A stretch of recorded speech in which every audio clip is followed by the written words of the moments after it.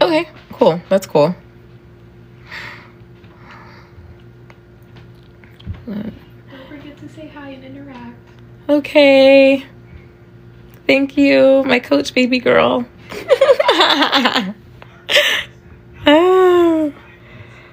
All right. I will wait a moment or two or three for a few people to come in. Okay, I see that. Hi. I don't see, it's weird because I think someone was here, but I don't see a name. And before I start telling, and talking about the thing, I want to make sure that people are here and watching, so that I don't have to repeat too many things. So there's a movie, Woman of the Hour, and watching a bit of it and knowing about the story and seeing so much conversation about that movie, Woman of the Hour, it reminded me, oh my God, I should talk about this. I should tell people about, hi Libby, hi Tracy, hi Jenny. So yeah, there's a movie, Woman of the Hour, and I'm like, oh, I should probably tell my story about the time that I met, more than met, an unaliver. Not quite sure if I can even say the K word on here and if I'll get shut down. So I'm going to try not to say the trigger words. Here we go. I'm guessing I can call myself a New Jersey native since this is my home state. Although I was born in Europe and lived in a couple countries and some other cities in what I like to call the armpit of America. I'm going to leave that alone for now, but I'm back here. And when I lived here as a somebody like that. Yeah. So hey, thanks for just following me. Hi Jenny, thanks for the follow. So I'm talking about, as some of you are coming in, I may go back and repeat a few things, and if you got questions or whatever, drop the comment. I will try to pay attention to that and answer. But in light of the movie that is out, and that's of course creating a lot of conversation, the movie that is called Woman of the Hour, I'm like, oh, this is probably a good time to talk about my join my team. Oh, how cute. Thanks for the love. So I met someone, and actually me and a lot of the girlies in the church had a crush on a guy who was an unaliver.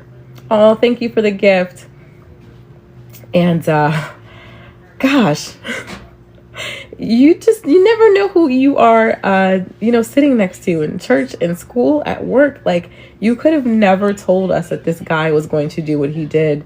He not only devastated our, the church community, but, the school community, our school district. Even to this day, people who were in that school district, South Toms River, New Jersey, or Toms River, New Jersey, around that time, around the, I guess the mid to late 90s, will never be the same.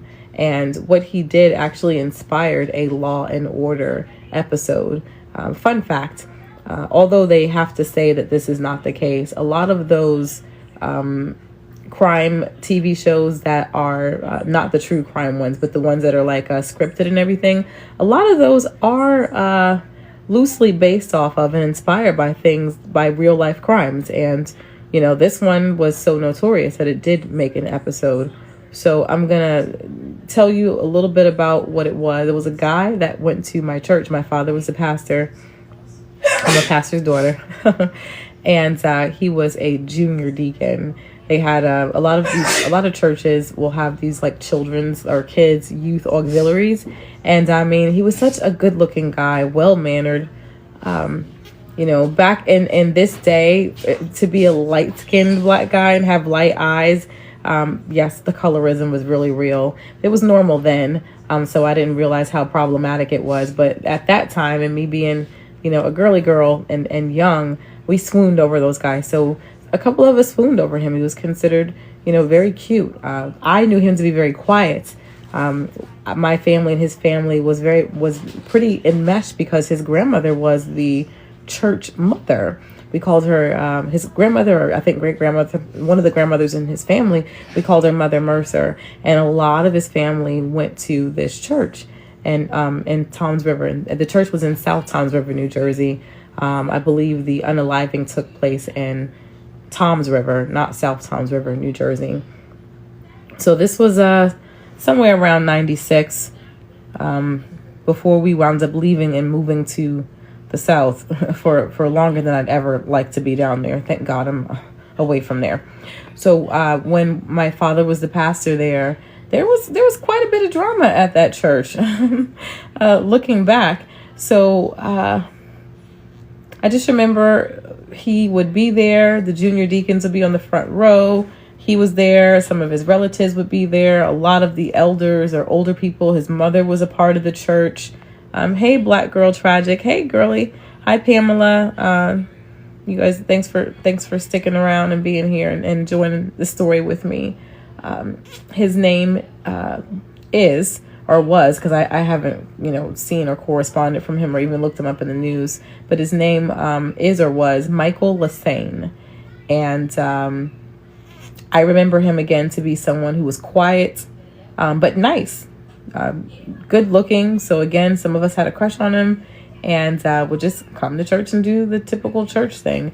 Outside of church and outside of church, I would see him on a semi-regular basis because my family and the kids in my family, we would go and a lot of the adults would get together. So churches were kind of like a community then. And so the kids get together. We would be at the church mother's house and other ladies' house that were related to him. So I saw him a bit outside of church to a degree. And from everything that I could see, he was just a real cool guy. Had the whole kind of 90s vibe going on. He was a teenager. I was not a teenager yet. I think I may have been a tween or a preteen. Wishing that I could be, wishing I could be his age and run around with him and people like him. And I guess it's a good thing that I wasn't. I just remember around the time that my dad had resigned from that church and we were getting ready to move somewhere else. I don't think we had left Jersey yet. All of a sudden it was like in all the newspapers, and I refused to believe it for years. It was just like, you couldn't tell me. You just could not tell me this guy would do this. I just started hearing conversations, hearing all the adults talk. And then I started looking for myself, and I saw this teenager kills. I said the word, sorry. Teenager unalives a school teacher, and she recorded it. And this was during a time when we didn't have smartphones. The phones were just phones then. That's it. So,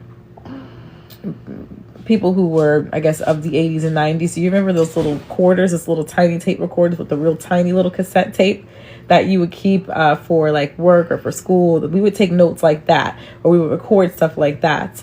A lot of professionals would keep it so that you could kind of have your personal notes for yourself.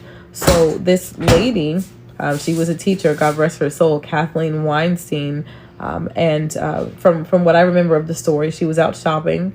He just decided he wanted a car for his, I think, 17th birthday, allegedly. But I guess I don't have to say allegedly because he was convicted of this. Although he, from my understanding, has always maintained his innocence. But I guess a lot of people in jail say they're innocent. I don't know.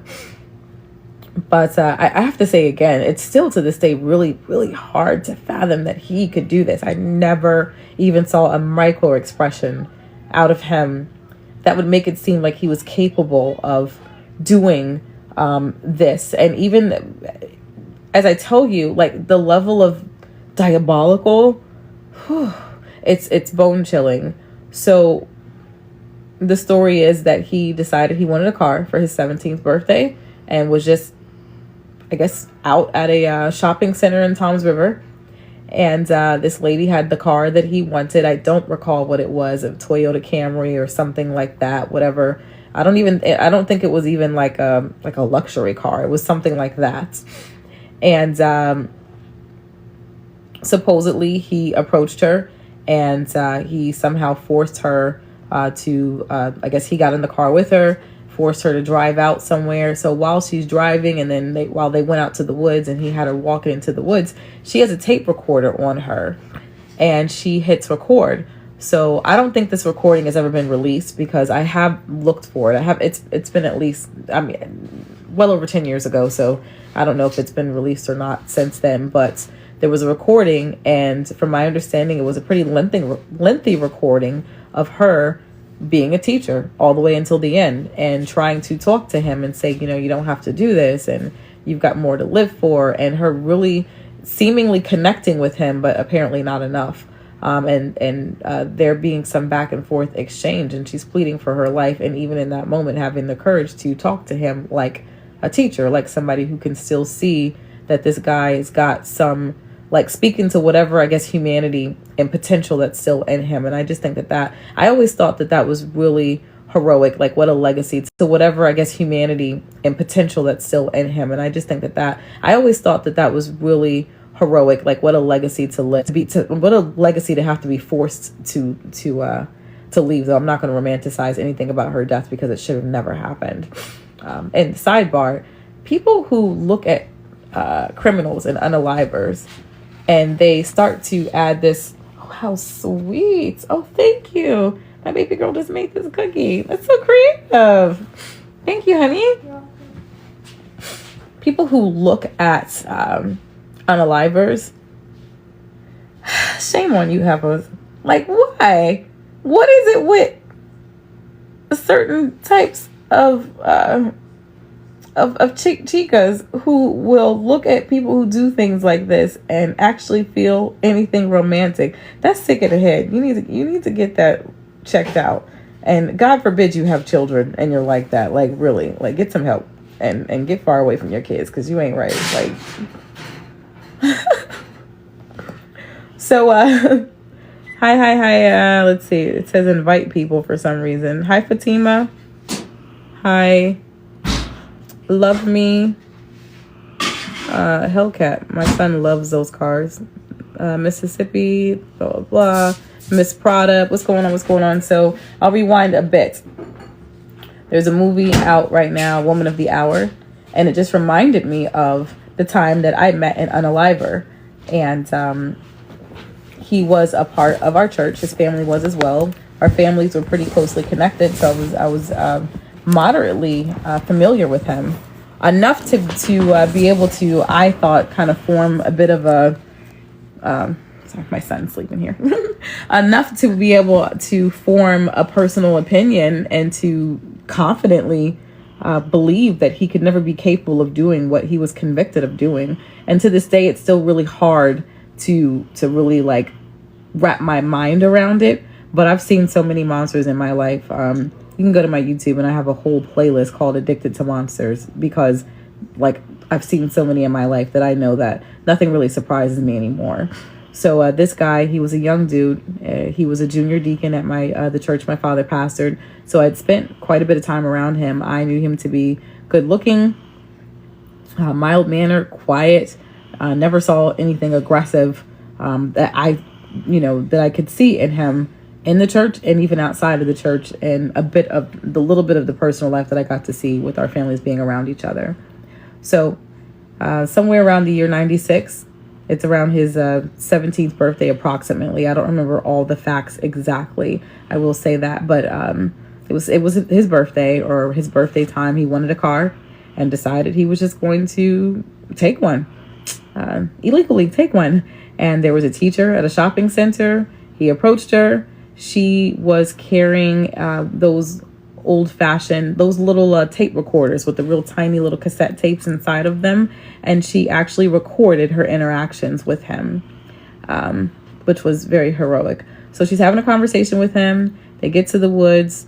From my understanding, from my memory, the manner of death, I believe, was strangulation.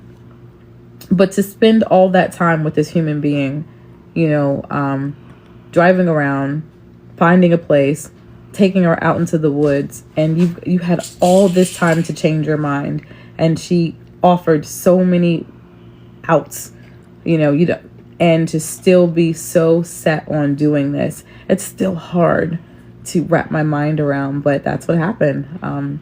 This is someone that, like, I literally sat next to in church on a very regular basis and saw in life.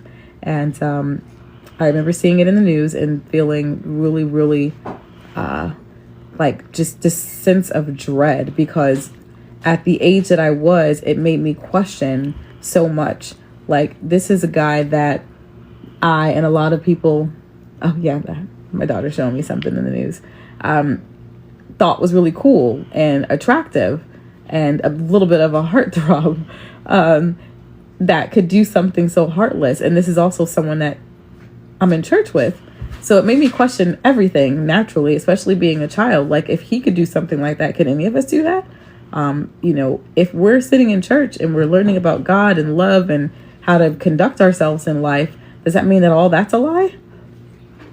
So it definitely threw me as a child into a crisis. I can imagine, and can you imagine what it did to the rest of the community? What it did to the other ministers at that church? I wonder if they felt like, did my father feel like he failed them? Did the church feel like, man, we failed this family? And gosh, there were other scandals that came out of that as well. It was, some things were in the news that I remember, that I think one time something got messed up in the trial because apparently there was a scandal about the mom having an affair with one of the attorneys. It was a hot mess for a while. But he was convicted. He was jailed. I remember several years later, I didn't tell my parents I did this, but I had a really hard time with it. And I remember, hey, Michael Hubbard, hey, Maestro, I remember sending him a letter. I looked up, Google wasn't a thing. I think by this time it may have been AOL or Yahoo or something. And it was dial-up internet at that time. And I remember getting on dial-up, looking it up, and actually sending a letter and saying to him, you may not remember me. I was the pastor's daughter at this church. Like, this has just been on my mind for so many years, because I just can't believe that you could do something like this. Did you really do this? Of course, me being a naive teenager, like, what person is actually going to say, yeah, I did it. I'm sorry. I'm not quite sure what kind of resolution I was expecting to get out of this. But I remember getting a letter back and thinking to myself, oh, he didn't write this letter, his attorney did, because that letter was so sterile. And it was basically like categorically denying everything, all the allegations, and saying that I really hope that you're doing well in life and this and that. And no, I absolutely did not do that. And basically denying it 4, 5, 6 different ways and a bunch of legalese. And I'm like, oh yeah, his attorney wrote that. Man, there's a reason why there's a lot of parents who will not allow sleepovers and who are so guarded, because you just don't know. You really just don't know who you are next to. I'd like to say that this is the only unaliver that I've met in life, but unfortunately, maybe in my line of work, like being in the church and things like that, I've come across a few, but that's the one that stood out the most, because being so close on a regular basis, and it makes you wonder, like, if circumstances were different, would he have done that to me? So that's it. That's one of my stories about, I guess, wow, this might need to go on my Addicted to Monsters playlist, because apparently this is another monster in my life that I met and had some interaction with. Obviously, I'm not addicted to monsters at all, but the title was fitting for other reasons. And you just, just go listen. Go to YouTube and listen, and look at the other stories, and you'll see why. So that's it. I'm sure you can hear my baby boy snoring away. So that's it. I'm going to enjoy my cookie that baby girl made for me and get some rest. It is warm still. Bye-bye, guys. Be careful out there.